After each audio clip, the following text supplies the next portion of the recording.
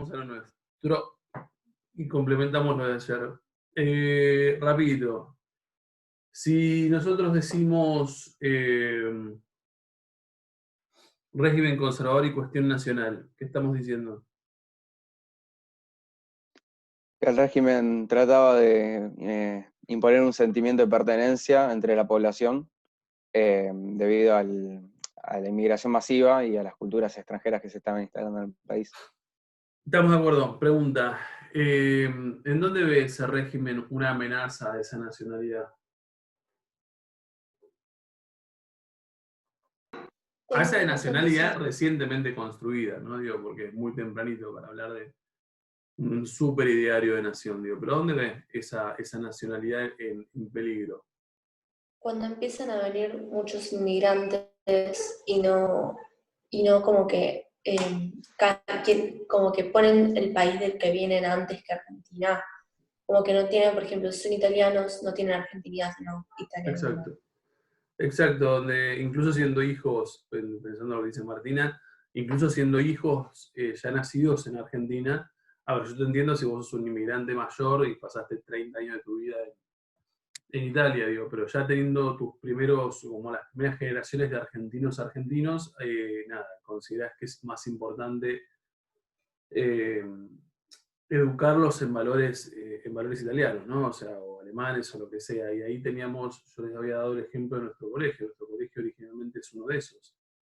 Esos colegios, fíjense que cuál es la idea, o cuál es, no sé si alguna vez lo pensaron, digo, ¿cuál es el ideario del colegio alemán? ¿O cuál es la idea original? Transmitir la cultura alemana. Totalmente, o sea, de hecho es como un micromundo alemán cerca de la fábrica de Quilmes, que es un lugar que ha venido y que se ha nutrido un montón de inmigrantes alemanes. En realidad, más allá de las cuestiones como pedagógicas, la idea es que la identidad alemana se mantenga nada, bien erguida, nada, muy diferente, ¿no? En un 2020 que si bien tenemos esa cuestión de identidad alemana, como digamos que si levantamos la mano, creo que Martina, vos tenés ascendencia alemana. ¿Quién más tiene ascendencia alemana? Graciano, y no Yo sé. tengo. Yo sé que Martina sabía algo de tu abuela, una vez leí algo de tu Sí. abuela, una entrevista o algo. Sí, sí. Por eso sabía, pero el resto, digo, como digamos que de ascendencia alemana, cero, o muchos de nosotros. Pero bien, estamos de acuerdo entonces. ¿En qué, a ver, si lo pasamos como limpio entonces, ¿cuál es el factor que genera esa cuestión social como problema? La inmigración. La inmigración, ¿estamos de acuerdo?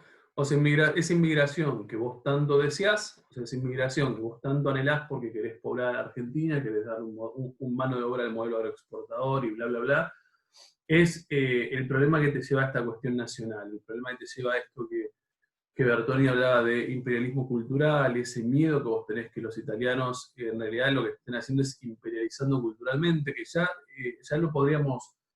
¿Qué sería imperialismo cultural, ya que sabemos lo que es imperialismo? Como que imponer su propia cultura sobre la que ya está en ese territorio. Tal cual, ¿y por qué no sería un imperialismo formal? ¿Por qué no a Bertoni no se le hubiese ocurrido decir, che, los italianos vinieron a imperializar formalmente el territorio? Porque no lo hacen de una manera económica o política, sino que lo hace, o sea, porque buscan vivir en el mismo territorio ya con las leyes formadas, o sea, ya buscan vivir en una Argentina como Estado, no cambiar esa Argentina. Bien, o por lo pronto buscan eso, pero no buscan, o no buscarían, diría Bertoni, como integrarse culturalmente a ese país ya plenamente formado. Quisieran tener serían como, en su cabeza la idea es como tener como islotes de culturas diferentes que tengan que ver con nacionalidades diferentes. Perfecto, estamos súper de acuerdo. Bien, a ver, en tanto el inmigrante es el factor problemático, o sea, es lo que querés, repito, es lo que querés porque lo necesitas como mano de obra, pero a su vez te trae problemas que vos no suponías que te iba a traer. Te trae problemas nacionales con este desafío a tu nacionalidad argentina como muy recientemente conformada, y te trae otro tipo de problemas que están más relacionados a la cuestión social. A ver si alguien solo, es difícil darse cuenta, digo, pero ¿Qué te puede traer el inmigrante que vos no te percataste, que no lo pensaste, que no lo viste venir, pero sin embargo vino con el inmigrante? Y no con todos, con algunos. Algo bastante ajeno a la cultura argentina de ese momento. ¿Enfermedades o algo así? Podrían haber sido. Seguramente, seguramente alguna que otra también te trajeron, pero no sé si es un gran problema. Vos dejás pasar a inmigrantes, ¿no? Digo, vos de hecho los traes de allá. Hay como tú una política deliberada, no sé, pides hotel de inmigrantes y las propagandas, incluso pasajes pagos por el Estado argentino para que el inmigrante venga a la Argentina. Pasan. Problemas económicos. Podrían ser, pero no estamos pensando en problemas económicos porque vos los necesitás para que trabajen justamente. Así que quiere decir que son en parte responsables de que la economía argentina se empieza a volver como mucho más rentable. ¿Qué trae qué puede traer potencialmente el inmigrante en la cabeza? ¿Una vida mejor? Una vida mejor, a ver, la idea de una vida mejor, ¿no? O sea, por lo menos venir a hacer la América es venir a salir como de la pobreza por ahí incluso europea y ver la posibilidad de progresar económicamente. Pero, por ejemplo, en Inglaterra... ¿Cómo? Como que venían de monarquías o de otras formas de gobierno y tal vez como que, no sé, o no se adaptaban o no... No sé si está relacionado como para el lado donde vos fuiste, pero por lo menos estás llegando a algo que estoy queriendo. A ver, nosotros... Ideas nacionalistas, ¿Cómo?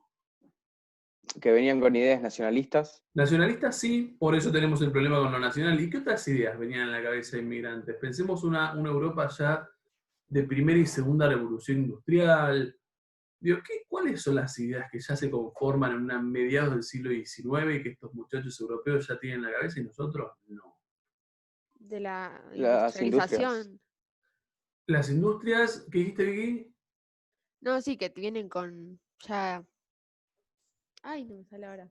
De Un industrialización. desarrollo. Bien, estamos de acuerdo. Ellos vienen de un mundo desarrollado. Pregunta, si vienen de un mundo desarrollado y ya conocen lo que es la explotación, ya conocen lo que es mal pago, lo que es que te exploten a vos, a tu familia, por 2 mangos.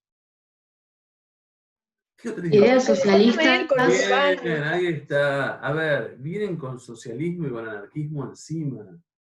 A ver, el socialismo y el anarquismo son ideologías las que uno define como ideas de izquierda, o por ahí mal llamadas o simplificadas de izquierda. La realidad es que el socialismo y el anarquismo, cuando uno los analiza, son ideas europeas. ¿Estamos? O sea, ¿por qué no son ideas argentinas?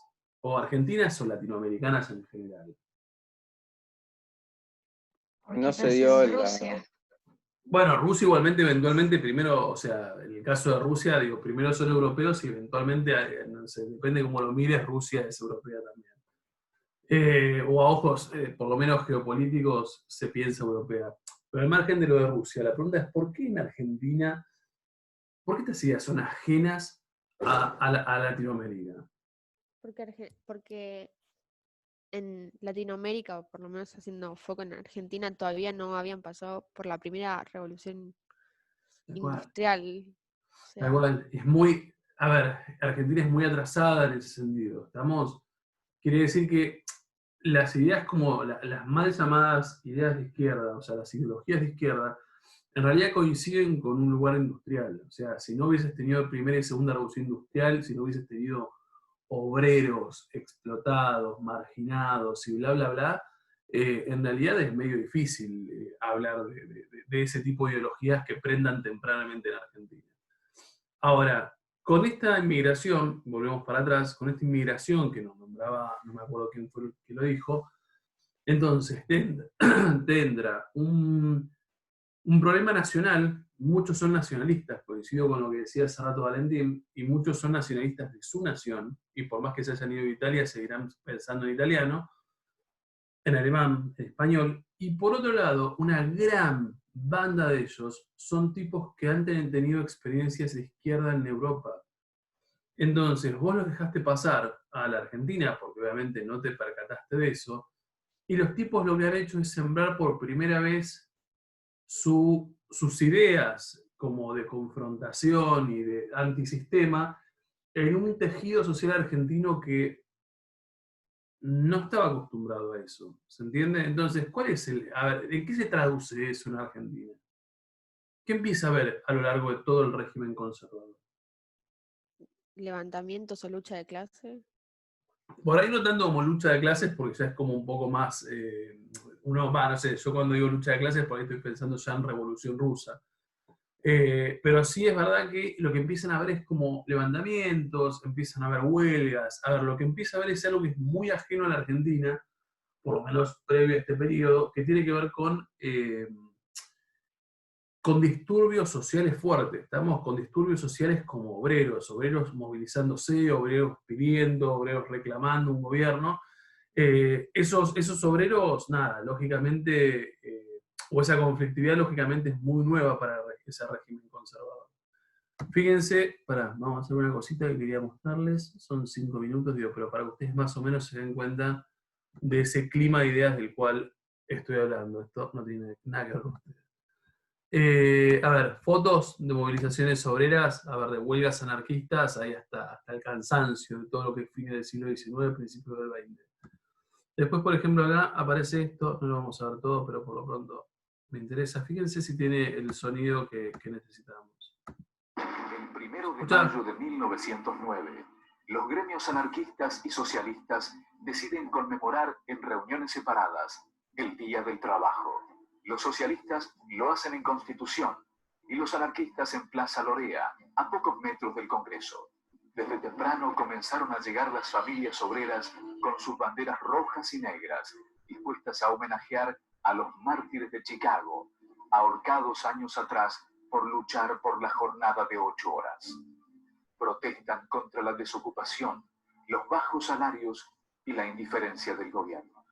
Van tomando la palabra encendidos oradores, hombres y mujeres que invitan a la rebelión y a organizarse para cambiar la sociedad. Observa atentamente la reunión el coronel Ramón Falcón.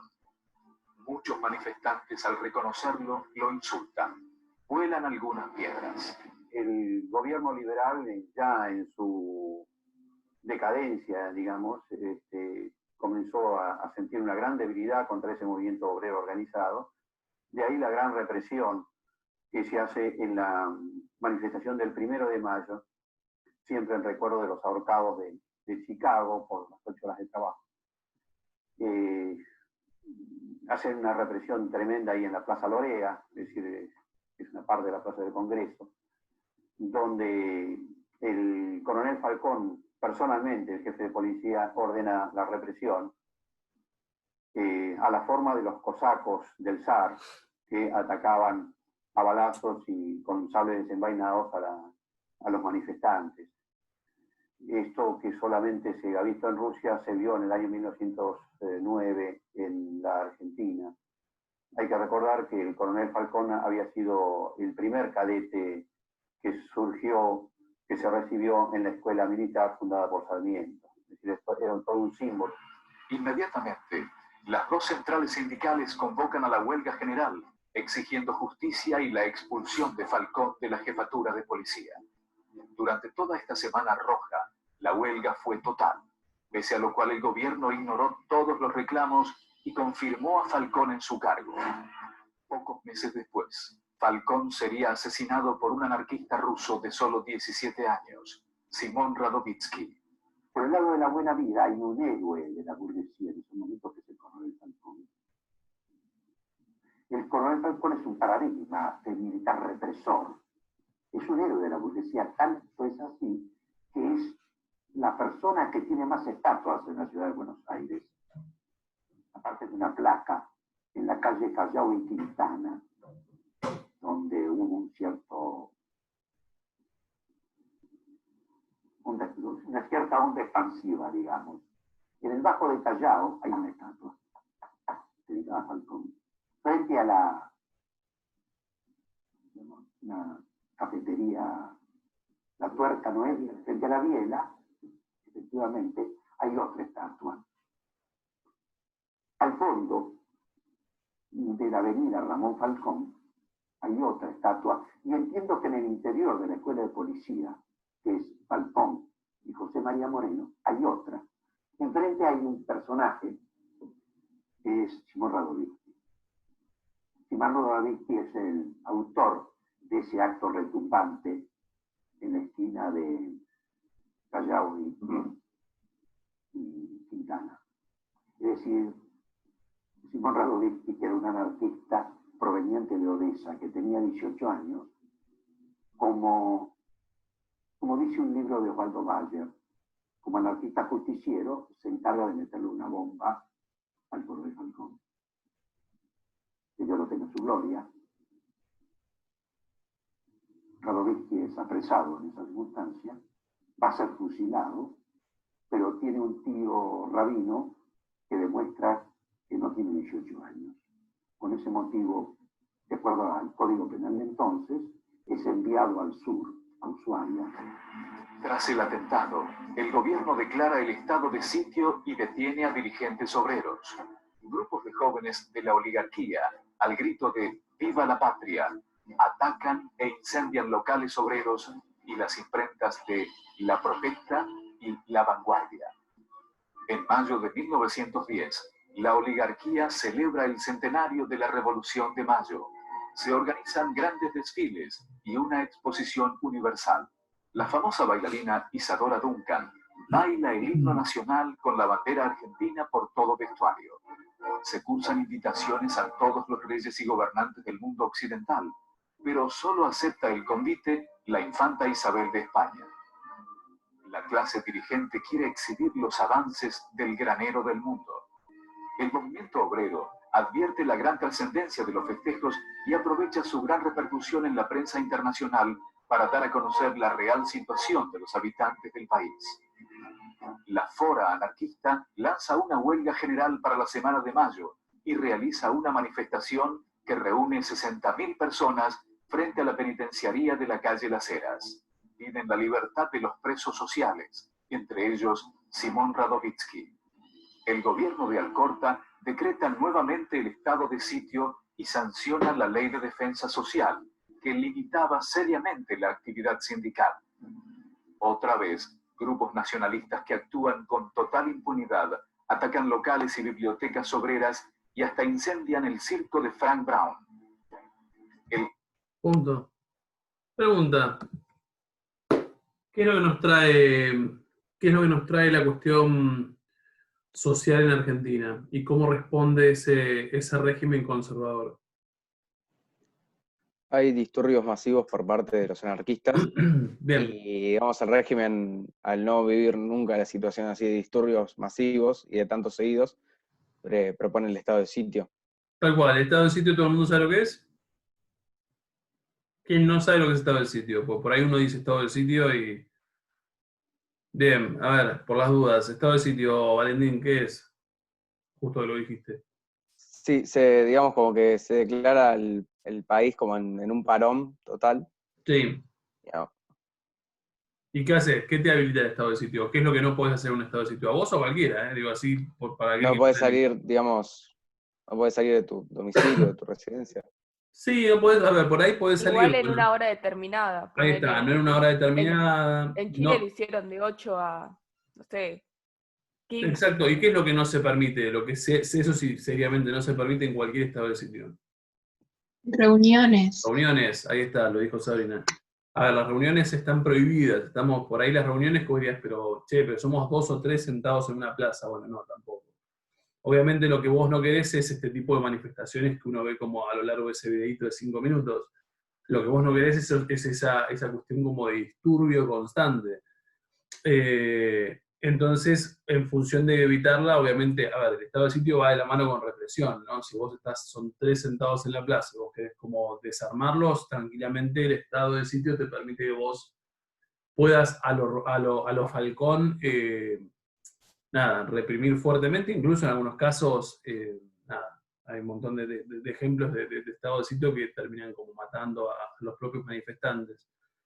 Bien, pregunta, ¿cómo responde? Visualmente es claro, visualmente es a los palos. O sea, el régimen conservador no está muy dispuesto a negociar con estos sectores como de la izquierda argentina de fines. Ojo, acá estamos pensando, decía, está pensado en 19, creo que dice 1908, 1910, digo, pero obviamente mientras más atrás nos vamos al régimen conservador, los disturbios sociales son un poco menores, ¿estamos de acuerdo? O sea, tiene sentido porque recién están entrando estos tipos a la Argentina. A medida que entran, a medida que empiezan como a difundir sus ideas, a medida que empiezan a tener, no sé, fíjense que en el video aparecía que como prensa, a medida que vos tengas como diferentes como publicaciones anarquistas, obviamente empezarás a contagiar de tus ideas a gente que por ahí era simplemente argentinos y que empiezan como a empaparse estas ideas que para, no sé, en 1880 eran como muy, muy europeas y muy alejadas de lo que,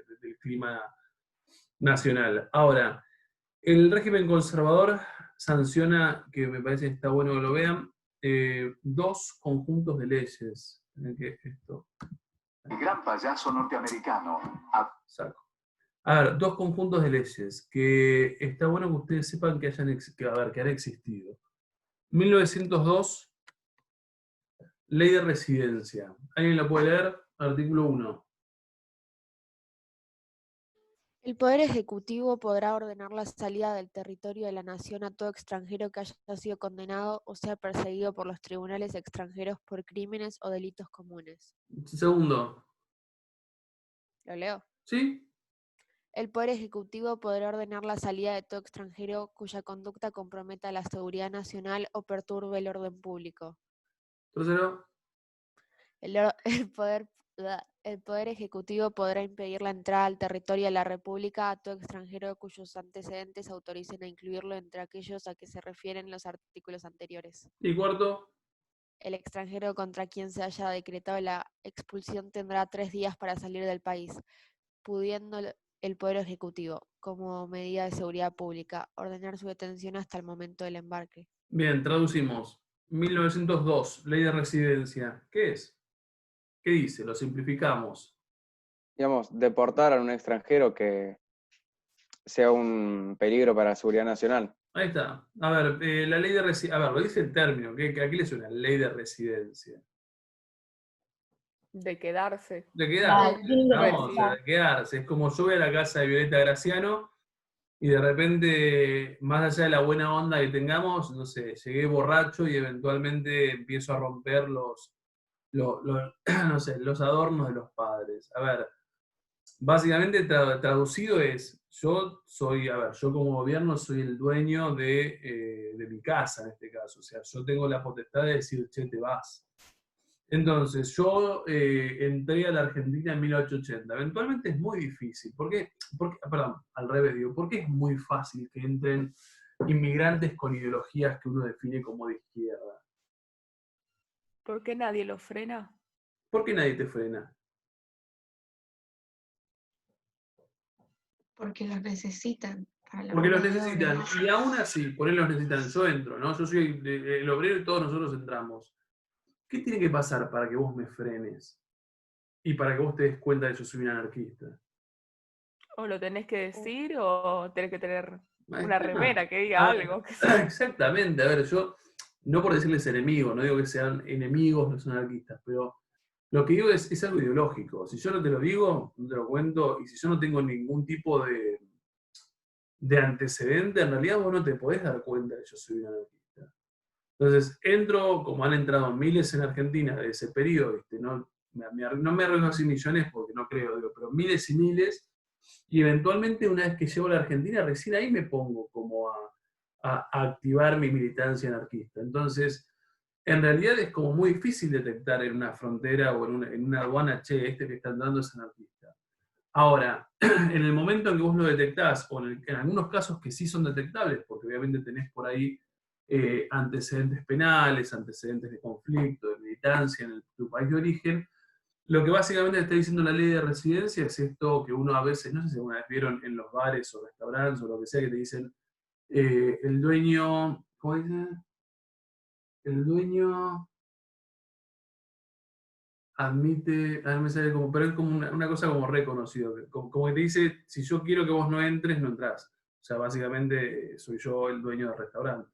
El lugar se resguarda el derecho de admisión, algo así creo que dice. A ver, es lo mismo, estamos, o sea, si vos tenés, si yo puedo corroborar en el puerto argentino, en el puerto de Buenos Aires, que vos sos un tipo que tiene antecedentes, no entrás, te quedás esperando el barco para volver, y eventualmente si ya entraste y te agarré, eventualmente en estos primeros años, nada, te quedarás esperando hasta que finalmente te expulsemos del país y te vas a tu país de origen. No contento con esto, o sea, no contento con ley de residencia en 1902, la otra, un poco más, ¿cómo se llama? Más adelante, en 1910, apareció como nombrada ahí en el video, dice, Ley de Defensa Social.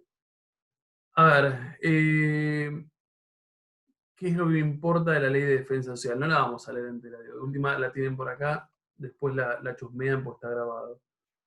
Ley de Defensa Social, ¿a qué les suena el concepto Ley de Defensa Social? Por nombre, así como la de residencia, ¿te suena que vos lográs, o sea, le permitís quedarse o no? Digo, ¿qué sería de defensa social? Que ante determinados casos o situaciones, las personas pueden defenderse, o sea, creo que la policía más que las Sí. personas así, comunes y normales.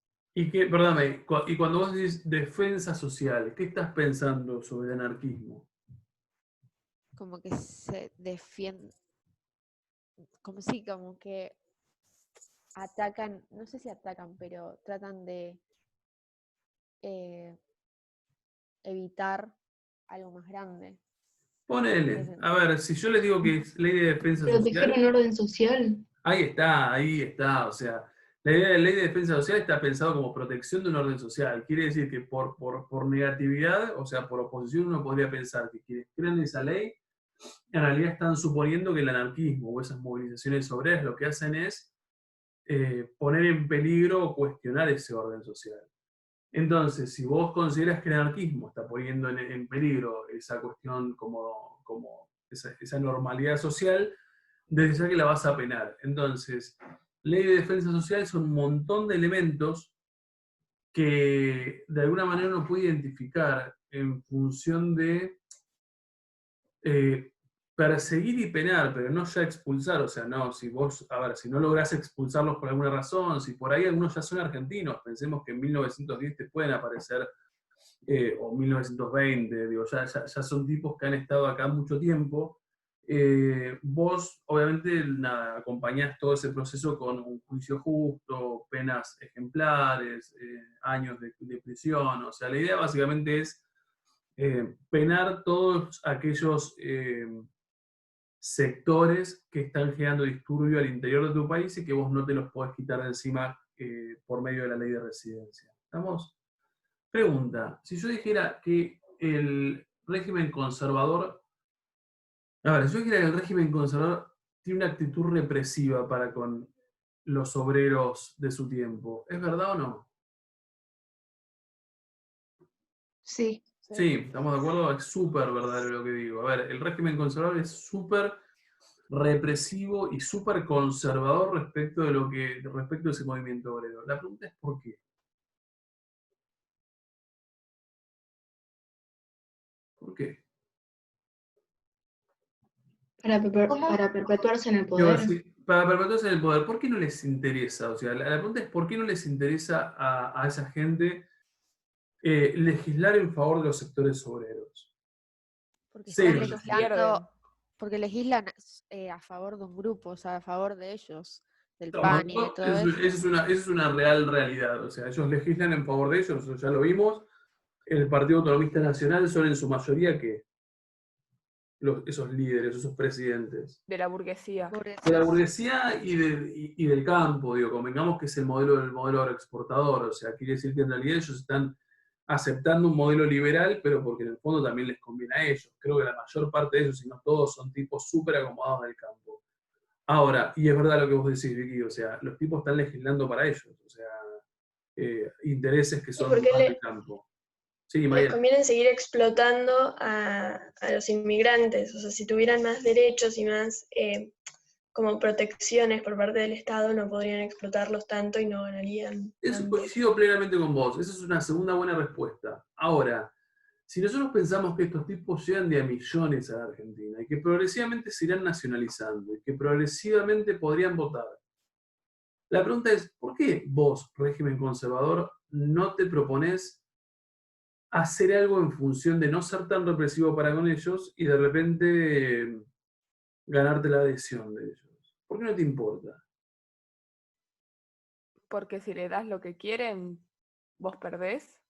No sé si perdés. Digo, ¿cómo te mantenés vos en el poder? ¿Cómo te venís manteniendo siempre en el poder? Fraude. Por fraude. ¿Te importa legislar en favor de ellos para lograr la adhesión, para que te voten a vos?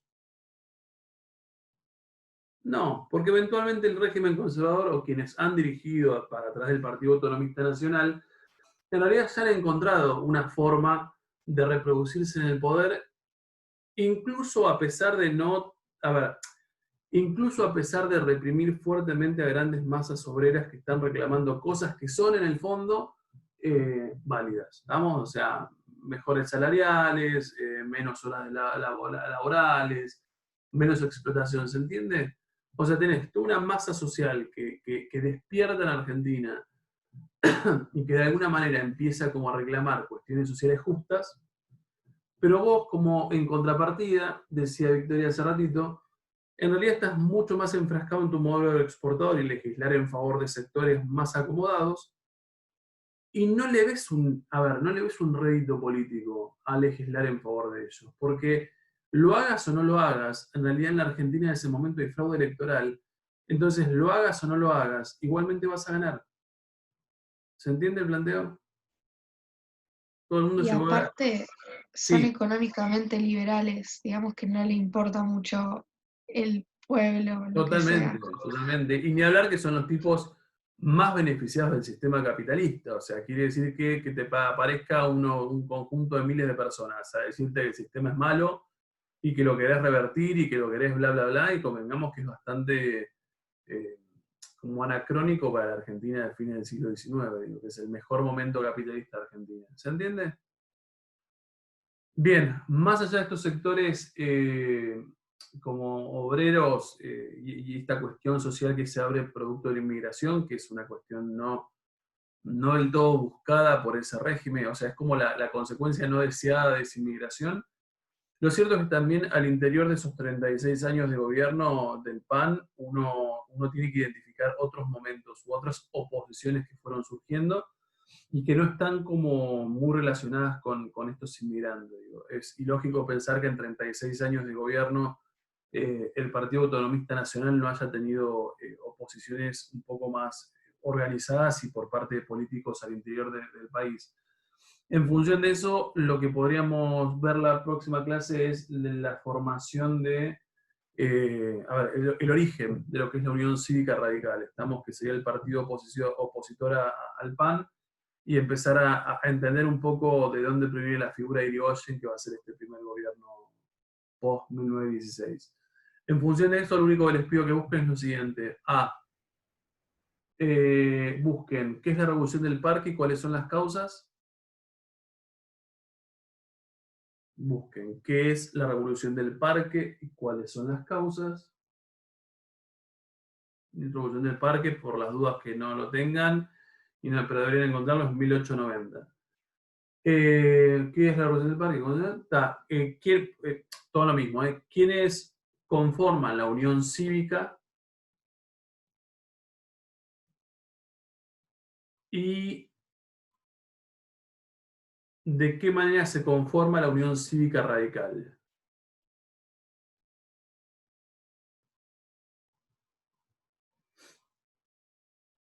Y solo para tener un poquito de perspectiva, a lo largo del siglo XX, y bueno, XXI no tanto, pero XX, busquen cuáles son los presidentes argentinos que provienen a lo largo del siglo XX de la UCR.